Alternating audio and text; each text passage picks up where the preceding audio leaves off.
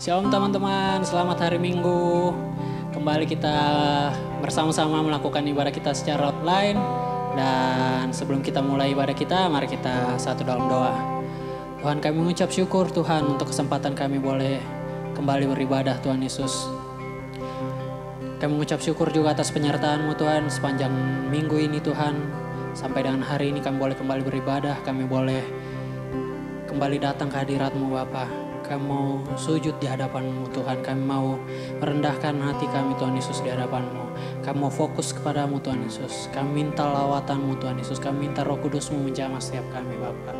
Kami percaya hadirat-Mu nyata dimanapun kami melakukan ibadah kami Tuhan Yesus. Terima kasih Tuhan. Saat ini kami siap menyembah-Mu Tuhan. Dalam nama Tuhan Yesus Kristus kami ucap syukur dan berdoa. Haleluya. Amin.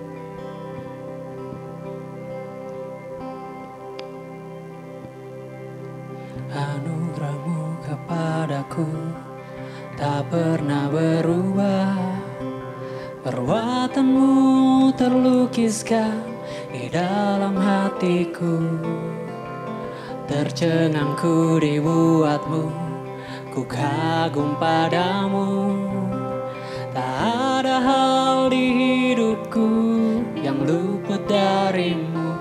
Kau indah, kau mulia, tiada seperti-Mu. Ku ingin hidupku menyenangkan-Mu. Kau terawal dan terakhir, pencipta segalanya. Seluruh bintang pun bersinar oleh ucapan-Mu. Engkau pun mengasihiku, penulis hidupku. Tak henti segenap nafasku, menyembah-Mu selalu. Ku puji, ku sembah, tiada seperti-Mu.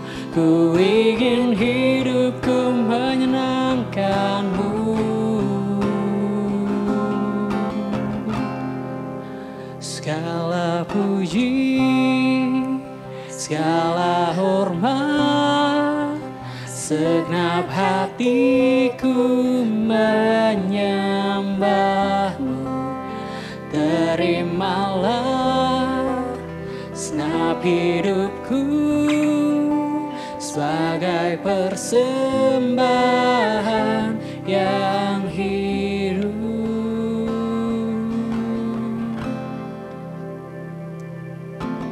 Kau terawal dan terakhir, pencipta segalanya. Seluruh bintang pun bersinar oleh ucapan-Mu. Engkau pun mengasihiku, penulis hidupku. Tak henti segenap nafasku, menyembah-Mu selalu. Ku puji, ku sembah, tiada seperti-Mu. Ku ingin hidupku menyenangkan-Mu. Segala puji, segala hormat, segenap hatiku menyembah-Mu. Terimalah segenap hidupku sebagai persembahan yang hidup. Segala puji, segala hormat, segenap hatiku menyembah-Mu. Terimalah segenap hidupku sebagai persembahan yang hidup. Kau terawal dan terakhir Tuhan. Kau terawal dan terakhir, pencipta segalanya. Seluruh bintang pun bersinar oleh ucapan-Mu. Engkau pun mengasihiku, penulis hidupku. Tak henti segenap nafasku, menyembah menyembah-Mu selalu. Ku puji, ku sembah, tiada seperti-Mu. Ku ingin hidupku menyenangkan-Mu. Segala puji, segala hormat, segenap hatiku menyembah-Mu. Terimalah segenap hidupku sebagai persembahan. Dengan segenap hati katakan, segala puji, segala hormat, segenap hatiku menyembah-Mu. Terimalah segenap hidupku sebagai persembahan yang segala puji, segala puji, segala hormat, segenap hatiku menyembah-Mu. Terimalah segenap hidupku sebagai persembahan yang hidup. Bukan kehendakku, namun hanya kehendak-Mu Tuhan. Namun kehendak-Mu, hidupku bagimu. Kau indah, Kau mulia, ku ingin hidupku menyenangkan-Mu.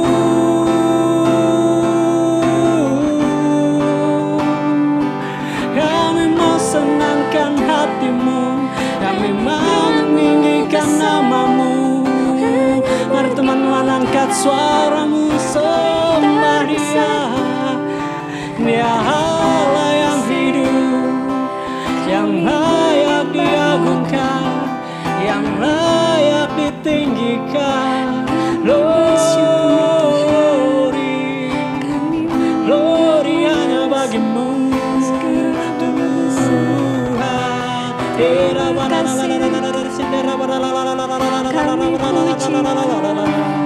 Kami sembah Kau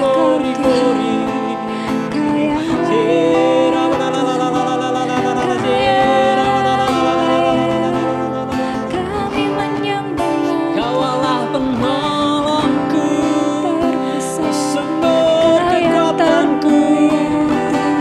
Hanya Kau yang layak diandalkan, hanya Kau yang layak ditinggikan.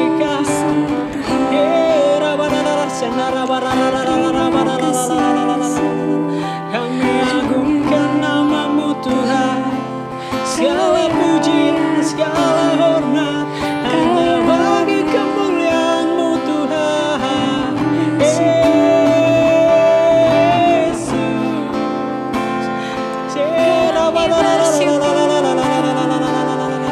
kami tinggikan nama. Kau yang mulia, Kau yang layak, Kau yang layak terima segala pujian, layak terima segala hormat. Glory, glory, mari angkat suaramu, dengan senap hatimu sembah Dia, dengan senap jiwamu sembah Dia. Sebagai yang layak disembah, Yesus Raja di atas segala raja. Mulia-mulialah nama-Mu. Glory,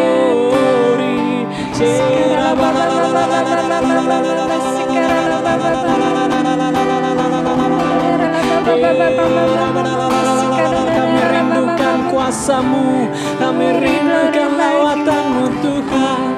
Penuhi setiap kami, lawat setiap kami Yesus. Glory, kami mau meninggikan nama-Mu Tuhan. Segala pujian, segala hormat hanya bagi-Mu Yesus, hanya bagi-Mu Tuhan. Glory,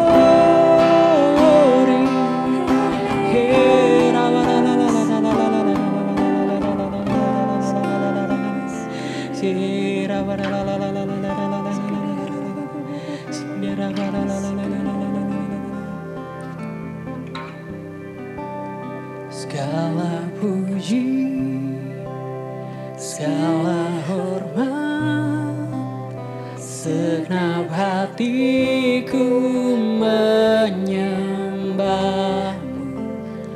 Terimalah segenap hidupku sebagai persembahan yang hidup. Segala puji, segala hormat, segenap hatiku menyembahmu. Terimalah segenap hidupku sebagai persembahan yang, sekali lagi katakan, segala puji, segala hormat, segenap hatiku menyembahmu. Terimalah segenap hidupku sebagai persembahan yang hidup, sebagai persembahan yang hidup, sebagai persembahan yang hidup.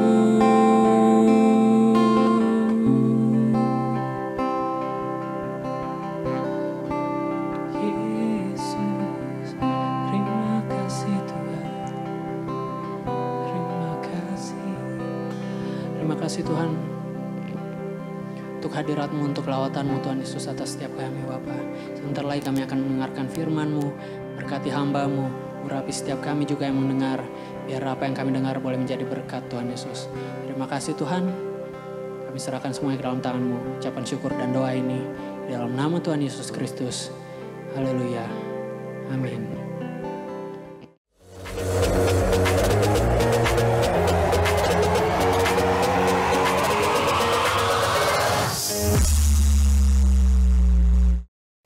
Shalom sahabat muda dan sahabat pelajar. Kita jumpa lagi dalam ibadah kita pada hari ini.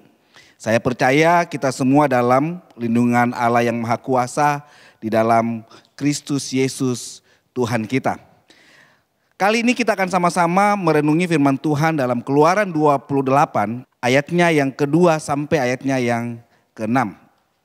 Demikianlah firman Tuhan. Haruslah engkau membuat pakaian kudus bagi Harun, abangmu, sebagai perhiasan kemuliaan. Haruslah engkau mengatakan kepada semua orang yang ahli yang telah kupenuhi dengan roh keahlian membuat pakaian Harun untuk menguduskan dia, supaya dipegangnya jabatan imam bagiku. Inilah pakaian yang harus dibuat mereka, tutup dada, baju efod, gamis, kemeja, yang ada raginya, serban dan ikat pinggang. Demikianlah mereka harus membuat pakaian kudus bagi Harun abangmu dan bagi anak-anaknya, supaya ia memegang jabatan imam bagiku. Untuk itu haruslah mereka mengambil emas, kain ungu tua dan kain ungu muda, kain kermisi dan lenan halus. Baju efod itu harus dibuat mereka dari emas, kain ungu tua dan kain ungu muda, kain kermisi dan lenan halus yang dipintal benangnya buatan seorang ahli. Sahabat muda dan sahabat pelajar yang dikasihi oleh Tuhan. Mungkin di antara kita pernah melihat atau masih mengingat iklan di TV yang berlirik demikian. Bajuku dulu tak begini, kini tak muat lagi, ku tumbuh besar. Ya, kurang lebih liriknya seperti itu, kalimatnya. Kak Gio sudah agak lupa-lupa karena iklan ini viral sudah terlalu lama ya, dan mungkin sudah jarang muncul, bahkan tidak pernah lagi muncul di TV ya. Ketika orang memiliki perubahan fisik, maka baju itu tidak akan muat lagi.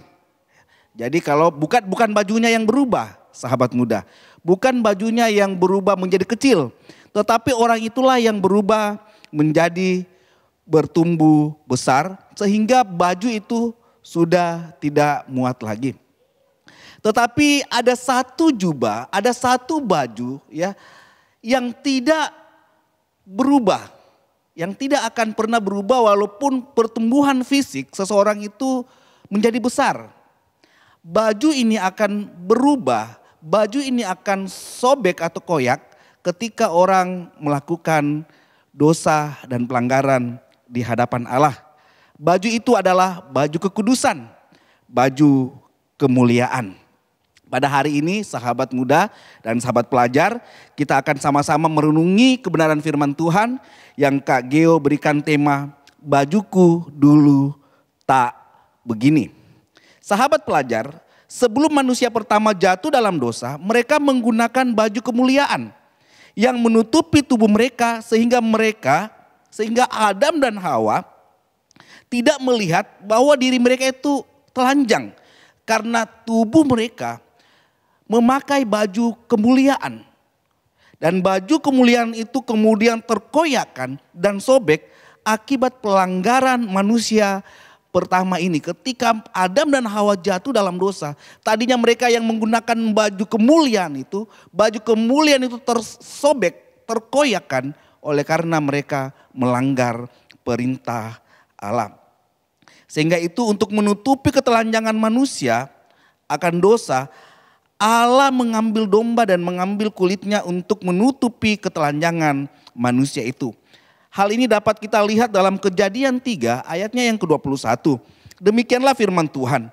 Dan Tuhan Allah membuat pakaian dari kulit binatang untuk manusia dan untuk istrinya, lalu mengenakannya kepada mereka. Manusia yang pertama yaitu Adam dan Hawa, dulu mereka menggunakan pakaian kemuliaan. Kini mereka menggunakan pakaian kulit binatang. Sahabat muda dan sahabat pelajar, apakah yang dimaksud dengan baju kemuliaan? Dan bagaimana agar kita manusia yang sudah jatuh dalam dosa ini dapat memperoleh kembali baju kemuliaan yang sudah terkoyakkan, yang sudah tersobekkan oleh karena dosa dan pelanggaran kita. Sahabat muda dan sahabat pelajar, baju kemuliaan di sini berbicara tentang kekudusan hidup. Dalam perjanjian lama, seorang imam yang akan menghadap Allah haruslah benar-benar menjaga kehidupannya berkenan di hadapan Tuhan. Sebelum mereka masuk dalam ruang yang maha kudus, mereka harus menguduskan diri mereka, menjauhkan diri mereka dari segala jenis kejahatan. Mereka berpuasa dan sebagainya untuk menjaga kehidupan mereka benar-benar kudus di hadapan Allah. Sehingga ketika imam ini masuk ke dalam ruang yang maha kudus untuk mengalami perjumpaan dengan Allah, mereka tidak mati atau binasa oleh karena kemuliaan Allah. Jadi seorang imam haruslah benar-benar kudus di hadapan Tuhan. Oleh karena itu di dalam Keluaran tadi seorang Harun dan anak-anaknya, orang-orang yang dipilih menjadi imam-imam Allah yang mewakili orang percaya kepada menjadi penyambung lidah Allah. Imam pada masa itu harus menggunakan baju kemuliaan. Dikatakan terbuat dari emas, kain lenan, ya, batu kermisi dan lain sebagainya. Itu menandakan ada suatu kemuliaan di hadapan Tuhan.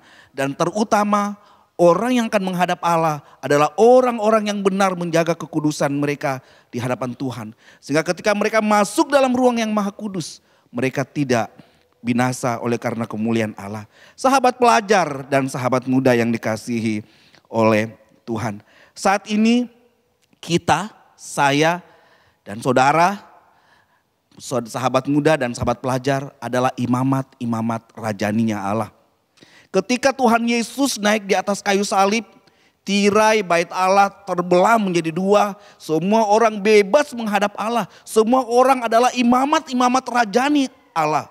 Tapi untuk mengalami perjumpaan dengan Allah, orang harus menggunakan baju kemuliaan, baju kekudusan. Oleh karena itu, mari kita sebagai imamat rajani, imamat yang telah dipilih oleh Allah, yang dapat menjadi perwakilan antara teman-teman kita yang belum percaya. Mewakili saudara-saudara kita yang belum percaya. Mewakili keluarga kita yang belum sungguh-sungguh. Mewakili sahabat-sahabat kita yang belum percaya. Kita berdiri di antara Allah dan mereka. Tetapi sebelum itu, sebelum kita berdiri di antara Allah dan orang-orang yang belum percaya. Kita berdiri di antara Allah dan keluarga kita yang belum sungguh-sungguh. Kita harus mengenakan baju kemuliaan. Kita harus mengenakan baju kekudusan. Kehidupan kita harus benar-benar kudus. Bukan lagi menggunakan pakaian duniawi. Tetapi mengenakan pakaian atau baju kekudusan di hadapan Tuhan. Sahabat pelajar dan sahabat muda yang dikasihi oleh Tuhan. Bagaimana agar kita memperoleh baju kemuliaan atau kekudusan itu? Hal yang pertama, baju kekudusan harus diperoleh dari Kristus Yesus. Hal yang pertama, baju kekudusan harus diperoleh dari Kristus Yesus. Ketika kita membaca Kejadian 3 ayat yang ke-21 dari tadi, saya akan mengulang membacanya.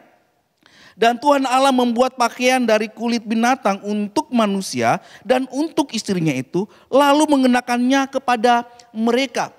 Di dalam Kejadian 3 ayat 21 ini melambangkan, menubuatkan bahwa adanya nanti suatu pengorbanan yang dilakukan oleh Allah melalui Yesus Kristus.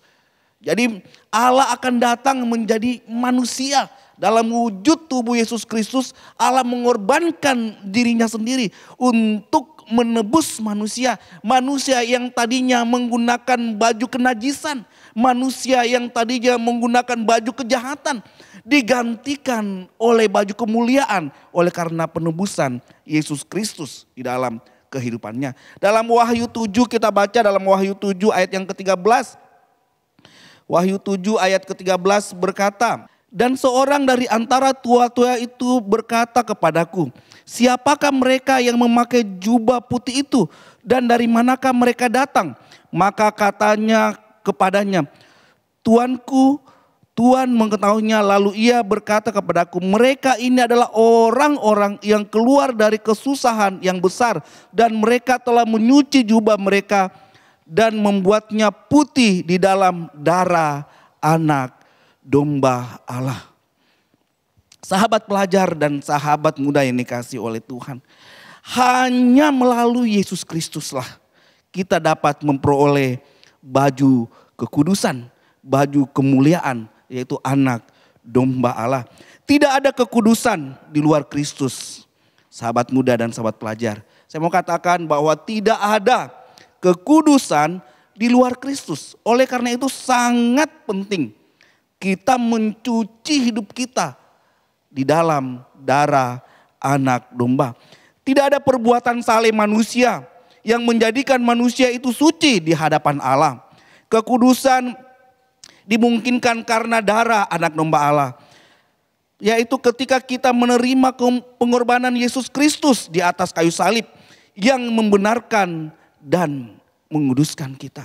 Ketika kita menerima Yesus, ketika kita percaya kepada Yesus, sungguh-sungguh percaya kepada Yesus, mengimani bahwa Yesus Kristus adalah juru selamat satu-satunya di dalam kehidupan saya. Dan tentunya di dalam kehidupan kita juga ada tindakan-tindakan iman yang kita lakukan sebagai bukti bahwa kita percaya kepada Yesus Kristus yang sudah menebus kita. Maka kita memperoleh baju kemuliaan itu. Kita dikuduskan, kita disucikan, kita dibenarkan. Akan tetapi suatu kesalahan yang besar atau fatal ketika kita menganggap bahwa manusia tidak perlu melakukan apapun supaya kudus. Kata dalam Wahyu 7 tadi, mereka telah mencuci jubah mereka dan membuatnya putih di dalam darah anak domba. Menandakan ada peranan manusia di dalam kekudusan. Tuhan mau manusia bertindak dengan iman mereka. Jadi ada peranan kita. Apakah kita mau menyucikan hidup kita di dalam darah anak domba Allah atau tidak? Bagaimana caranya kita menyucikan diri kita? Yaitu beriman kepada Yesus Kristus. Kita percaya bahwa hanya Yesus satu-satunya lah yang bisa menyucikan dan menguduskan kita. Bukan perbuatan baik kita. Bukan hanya sekedar kesalehan hidup kita. Tetapi iman kita kepada Dia secara sungguh-sungguh bahwa benar Yesus Kristus adalah Tuhan dan Juru Selamat satu-satunya. Pada saat itu kita sementara mencelupkan baju kita dalam kemuliaan dan kekudusan dan kebenaran di hadapan Tuhan. Hal yang kedua, baju kekudusan berhubungan dengan gaya hidup kita. Gaya hidup kita dalam Wahyu 17 ayatnya yang kedua demikian. Dengan ini raja-raja di bumi telah berbuat cabul dan penghuni-penghuni bumi telah mabuk oleh anggur percaya kepada bualannya. Terus di dalam Roma 13, mari sama-sama kita buka dalam Roma 13. Roma yang 13 ayatnya yang ke-11 sampai dengan ayatnya yang ke-14 berbunyi demikian. Hal ini haruslah kamu lakukan karena kamu mengetahui keadaan waktu sekarang, yaitu bahwa saatnya telah tiba bagi kamu untuk bangun dari tidur. Sebab sekarang keselamatan sudah lebih dekat bagi kita daripada waktu kita menjadi percaya. Hari sudah jauh malam, telah hampir siang. Sebab itu marilah kita menanggalkan perbuatan-perbuatan kegelapan dan mengenakan perlengkapan senjata terang. Marilah kita hidup dengan sopan seperti pada waktu siang hari. Jangan dalam pesta pora dan kemabukan, jangan dalam percabulan dan hawa nafsu, jangan dalam perselisihan dan iri hati. Tetapi kenakanlah Tuhan Yesus Kristus sebagai perlengkapan senjata terang, dan janganlah merawat tubuhmu untuk memuaskan keinginannya. Sahabat pelajar dan sahabat muda yang dikasihi oleh Tuhan, kita semua diminta untuk keluar dari gaya hidup percabulan, suatu hidup kenajisan yang membuat diri kita makin kotor di hadapan Allah. Oleh karena itu, hari-hari ini sahabat muda dan sahabat pelajar, kuasa kegelapan, kuasa iblis begitu gencar-gencarnya agar kita yang tadinya sudah percaya, yang tadinya kita sudah menerima baju kekudusan itu, baju kemuliaan yang diberikan oleh darah anak domba Allah itu, kita sudah percaya dan menerima Dia. Kuasa kegelapan tidak tinggal diam. Sahabat muda dan sahabat pelajar, kuasa kegelapan sedemikian rupa ingin supaya kita, baju kekudusan kita itu terkoyakkan, baju kekudusan kita itu terontok. Dia ingin melakukan seperti itu sehingga dia menawarkan banyak hal supaya kita menajiskan diri kita dengan perbuatan-perbuatan cabul. Kita menajiskan diri kita dengan cinta akan uang. Kita menajiskan diri kita dengan perselisihan, pertengkaran, iri hati, kebencian, dan lain sebagainya. Sahabat muda dan sahabat pelajar, hari-hari ini iblis sementara gencar-gencarnya ingin merusak hati kita, ingin merontokkan baju kekudusan kita dengan apa? Iri hati, kebencian, pertengkaran di mana-mana. Sehingga orang tua dan anak berselisih. Anak memberontak terhadap orang tua. Anak tidak mengampuni orang tuanya. Orang tuanya berlaku jahat terhadap anak-anaknya. Hal ini sudah iblis kerjakan supaya apa? Kita kehilangan kasih di dalam kehidupan kita. Sehingga baju kemuliaan kita itu menjadi rontok. Belum lagi sahabat pelajar dan sahabat muda, hari-hari ini Kak Gio baru tahu. Ternyata dulunya Kak Gio tahunya itu judi itu hanya ada pakai seperti main kartu, ya, main QQ, main apa lagi namanya yang pakai yoker itu dulunya Kak Gio tahunya judi seperti itu. Tapi baru-baru ini Kak Gio tahu bahwa ternyata ada judi juga yang menggunakan smartphone. Ya, Waktu Kak Gio ditawarkan, ini ada bisnis ini. Terus Kak Gio, bisnis apa? Ini bisnis yang menguntungkan.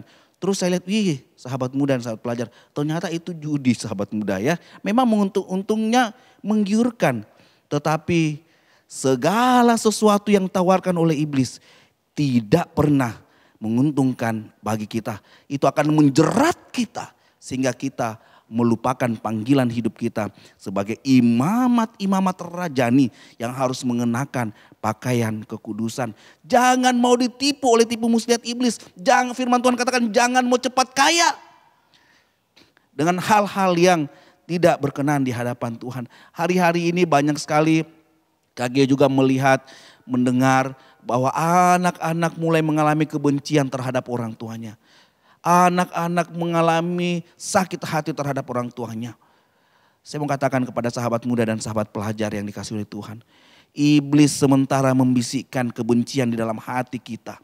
Iblis sementara membisikkan hal-hal yang tidak baik dalam hidup kita. Supaya baju kemuliaan kita itu sobek dan rontok. Mari ketika iblis menawarkan kebencian, kita lepaskan pengampunan. Kita harus selalu melihat dalam sisi hal yang baik. Setiap perkara, setiap hal yang terjadi dalam kehidupan kita, itu ada rencana Allah yang mulia di dalamnya. Sahabat pelajar dan sahabat muda yang dikasihi Allah. Hidup kudus adalah suatu yang praktikal atau dipraktekkan dalam kehidupan sehari-hari. Melalui keuangan kita, melalui hubungan kita, melalui kasih kita, melalui kepemilikan materi kita, dan melalui ego kita. Apakah kita semuanya serahkan kepada Tuhan untuk Tuhan tolong kita kendalikan di dalam kehidupan kita. Sahabat pelajar, mari kita benar-benar mempraktekkan gaya hidup takut akan Tuhan di dalam kehidupan kita. Kita melakukan hal-hal yang berkenan di hadapan Tuhan. Apa yang dipandang mata baik, apa yang didengar telinga baik. Kita melakukan norma-norma kehidupan, nilai-nilai kehidupan yang benar-benar baik di dalam kehidupan kita. Sehingga orang lain melihat Kristus di dalam kehidupan kita sebagai orang-orang muda dan sebagai pelajar yang mengasihi Tuhan secara sungguh-sungguh. Hal yang ketiga, baju kekudusan diusahakan dan dijaga. Jadi baju kekudusan itu diusahakan dan dijaga, bukan hanya sekedar setelah kita menerimanya dari Yesus Kristus, kita sudah percaya Yesus Kristus, kita mengenakan baju kemuliaan itu dan kita juga sudah melakukan hal-hal yang baik. Yang ketiga, kita harus menjaga baju kekudusan itu, kekudusan hidup itu harus sungguh-sungguh kita jaga di dalam kehidupan kita. Dalam Wahyu 16 ayatnya yang ke-15 berkata demikian. Lihatlah, aku datang seperti pencuri. Berbahagialah dia yang berjaga-jaga dan memperhatikan pakaiannya, supaya jangan berjalan dengan telanjang dan jangan kelihatan kemaluannya. Sahabat pelajar yang dikasihi oleh Tuhan, kita harus berjaga-jaga. Kekudusan hidup kita itu harus dijaga, karena kita tidak tahu kapan waktunya Tuhan datang untuk menjemput kita, orang-orang yang sudah menjaga kehidupan kita di hadapan Tuhan. Kita tidak tahu kapan waktunya Tuhan datang kembali yang kedua kali untuk menjemput saleh-salehnya. Oleh karena itu kita harus berjaga-jaga menjaga kehidupan kita. Kita harus setia hidup benar di hadapan Tuhan. Kita harus setia hidup berkenan di hadapan Tuhan. Kita harus setia menjalani kehidupan kekristenan kita, iman kita, kepercayaan kita sungguh-sungguh di hadapan Tuhan. Kita harus setia, banyak tantangan, banyak persoalan, banyak kesulitan kita lewati dengan setia. Sahabat pelajar dan sahabat muda dikasihi oleh Tuhan, masih ingatkah kita tentang cerita kisah tentang 5 yang wanita, gadis yang bodoh dan 10 gadis yang pintar. Masih kita ingat tentang gadis yang bodoh dan gadis yang pintar itu bukan? Gadis yang pintar, ya, itu mereka benar-benar menjaga pelita mereka. Mereka sungguh-sungguh menjaga lampu mereka tetap menyala dengan menyediakan minyak yang cukup di dalam kehidupannya. Sedangkan para gadis yang bodoh, mereka tidak peduli. Dia tidak menyediakan minyak yang cukup untuk agar lampunya tetap menyala. Sahabat muda, sahabat pelajar yang dikasihi oleh Tuhan. Lampu dan minyak merupakan firman dan pengurapan Roh Kudus. Dalam Mazmur dikatakan, dengan apakah seorang muda menjaga kelakuannya bersih? Dengan firman. Oleh karena itu jangan berhenti baca dan renungkan firman. Jangan padamkan kuasa Roh yang selalu mengingatkan kita. Jangan padamkan kuasa Roh yang selalu menegur kita ketika kita mulai menyimpang. Jangan padamkan, sahabat muda. Ketika kita membaca firman Tuhan, kita merenungkan firman Tuhan dan Roh Kudus menegur pelanggaran kita, jangan padamkan. Ketika Roh Kudus menegur dosa dan pelanggaran kita, kita datang di hadapan Allah dan mohon pengampunan supaya kita terus berjaga-jaga, supaya pelita kita, cahaya kita tetap menyala di hadapan Tuhan. Terus menerus menjaga hubungan dengan Tuhan. Sahabat pelajar, baju kekudusan harus diusahakan dan dijaga. Bagaimana cara menjaga baju kekudusan? Yaitu dengan membaca firman Tuhan, dengan merenungi firman Tuhan, dengan hidup di dalam tuntunan kuasa Roh Kudus di dalam kehidupan kita setiap hari. Akhir kata, bajuku dulu tak begini. Baju kita yang dulu adalah baju yang penuh dengan dosa dan kenajisan. Tapi kini oleh darah anak domba Allah kita diberikan baju kekudusan. Baju kita yang dulu penuh dengan perbuatan-perbuatan najis dan jahat. Kini baju kekudusan membuat kita penuh dengan kasih terhadap sesama dan hidup dengan damai sejahtera Allah. Baju kita yang dulu compang-camping karena ikatan iblis. Kini baju kita terawat bersih oleh kuasa firman dan Roh Kudus. Haleluya, Tuhan Yesus memberkati. Mari kita berdoa. Bapa dalam surga, kami datang di hadapan-Mu Tuhan. Kami mengucap syukur dan berterima kasih. Oleh karena Yesus Kristus yang telah memberikan kekudusan dan pembenaran di dalam kehidupan kami. Kami mau menjadi pelajar-pelajar dan pemuda-pemuda yang menjaga kehidupan kita. Mempraktekkan gaya hidup Kristus di dalam kehidupan kami. Kami ingin menjaga kekudusan hidup kami sebagai seorang muda, sebagai seorang pelajar yang berkenan di hadapan Tuhan. Sampai Tuhan datang menjemput kami kembali. Haleluya. Amin. Sampai jumpa dalam ibadah kita berikutnya. Tuhan Yesus memberkati.